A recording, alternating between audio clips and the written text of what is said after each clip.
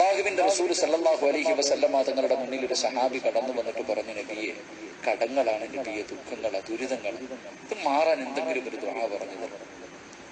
അള്ളാഹുവിന്റെ റസൂൽ സല്ലല്ലാഹു അലൈഹി വസല്ലമ തങ്ങൾ രണ്ട് കാര്യം പറഞ്ഞു കൊടുത്തു. ഈ രണ്ട് കാര്യം നിങ്ങൾ ആരെങ്കിലും ചെയ്താൽ കടങ്ങൾ മാറും, ദുഃഖങ്ങൾ മാറും, നീ കടക്കാരനായി മരിക്കില്ലെന്ന് നബിയുനാ റസൂലുള്ളാഹി. നമ്മുടെ ജീവിതത്തിൽ കടക്കാരനായി മരിക്കുന്നത് അത് വല്ലാത്ത ദുഃഖമുള്ള കാര്യമാണ്. അള്ളാഹു ഈമാൻ നൽകി അനുഗ്രഹിക്കുമാറാകട്ടെ. രണ്ട് കാര്യം പറഞ്ഞുതരാൻ. ചെയ്യൂ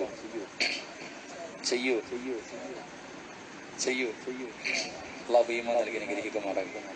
ഒന്ന്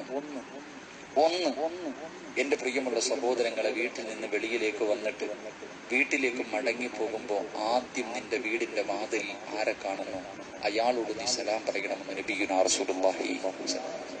ഒരു ആവശ്യത്തിന് വേണ്ടി വീട്ടിൽ നിന്ന് പുറത്തു വന്നിട്ട് വീട്ടിലേക്ക് മടങ്ങിപ്പോവാൻ ആ സമയത്ത് നമ്മൾ പള്ളി വരും, റോഡെ വരുന്നവനോടും പോകുന്നവനോടും ഉസ്താദിനോടും നാട്ടുകാരോടും എല്ലാരോടും സലാം പറയും. പക്ഷെ വീട്ടിൽ മടങ്ങി ചെല്ലുമ്പോൾ സ്വന്തം ഭാര്യയോട് സലാം പറഞ്ഞിട്ടുണ്ട്, വാപ്പയോട് സലാം പറഞ്ഞിട്ടുണ്ടോ? ചിലപ്പോൾ കതക് തുറക്കുന്നത് മകളായിരിക്കാം, മകനായിരിക്കാം. ഇന്ന് വരെ സലാം പറഞ്ഞിട്ടുണ്ടോ ഇല്ലയോ എന്ന് നിങ്ങൾ തീരുമാനിക്കാം. ഇന്ന് മുതൽ നീ പറയാൻ തീരുമാനിച്ച നിന്റെ ജീവിതത്തിൽ കടങ്ങളും ദുഃഖങ്ങളും മാറുമെന്ന് നബിയുനാ റസൂലുള്ളാഹി. ഇൻഷാ അല്ലാഹ് ചെയ്യൂ. ഇൻഷാ അല്ലാഹ്. രണ്ടാമത്തെ കാര്യം എന്റെ പ്രിയപ്പെട്ടവരെ, വീടിനകത്ത് കയറിയിട്ട് നിങ്ങൾ ധരിച്ചിരിക്കുന്ന വസ്ത്രമുണ്ടല്ലോ, ആ വസ്ത്രം ആങ്കറിലേക്കോ അശയിലേക്കോ അത് ഊരി തൂക്കിയിടുന്നതിന് മുമ്പ് സൂറത്തുൽ ഇഖ്ലാസ് ഒരു പ്രാവശ്യം ഓതണമെന്ന് നബിയുനാ റസൂലുള്ളാഹി.